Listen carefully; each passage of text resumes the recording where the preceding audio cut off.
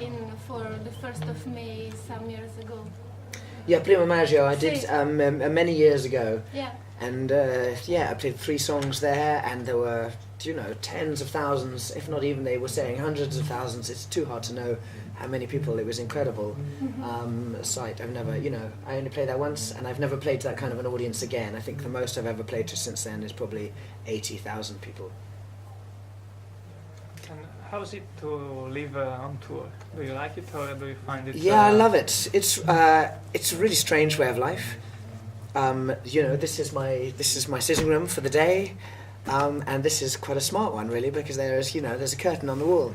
Normally it's the inside of a gymnasium, a dressing room from a gymnasium, and otherwise we sleep on a tour bus.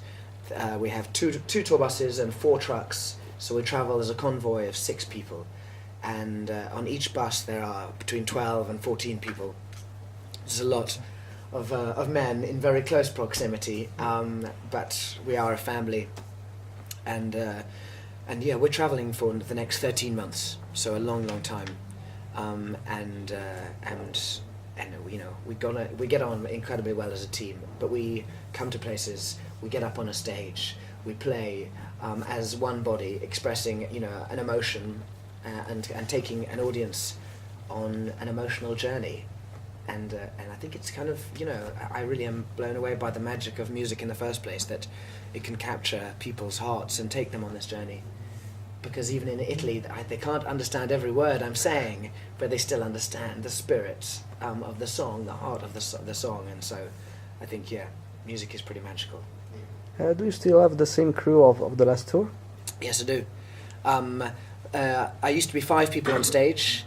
Then my bass player left to go and have a baby. So I got a new bass player in for my second tour, and then with my new album, Some Kind of Trouble, it's upbeat and it's got much more energy, and so I said, you know what, I'm going to need another musician. So I called my old bass player and said, come on, you've had your baby, come back.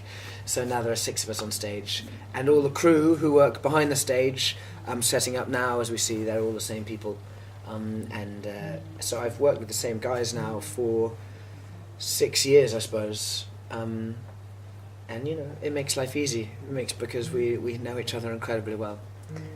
You say that the new record, Some Kind of Troubles, is more energetic. I remember that in November, where you were doing promotion, and you say that this is my most happy record of them all. Is the reaction from the crowd the same that you expect from when you play these new songs? Yeah, I mean, it changes always depending on which country, because of the character of a city or a country. It changes also depending on which singles they've heard, obviously. But here so far we've had "Stay the Night," and people's response to that has been absolutely incredible. And there's another song, "So Far Gone," which is being played. And then I think what is amusing to play is songs that they might not know so well, but they hear it for perhaps the first time, or perhaps they do know it from if they've just got the album or something. And seeing the response to that, and so I think, yeah, often there's surprise in an audience, but in a good way. How is your relationship with the social network, with Twitter, Facebook, and the relationship with music and internet? I am on Facebook. I'm on Twitter. My name is Dirty Lil Blunt, and mainly on Twitter I just lie and say things that are completely untrue, and it keeps me amused.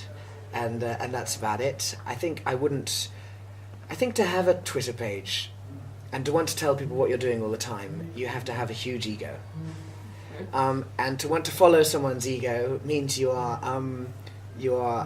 wonderfully strange. But at the same time, there are some times when it's very useful. It means I don't have to rely on a record company as a middleman.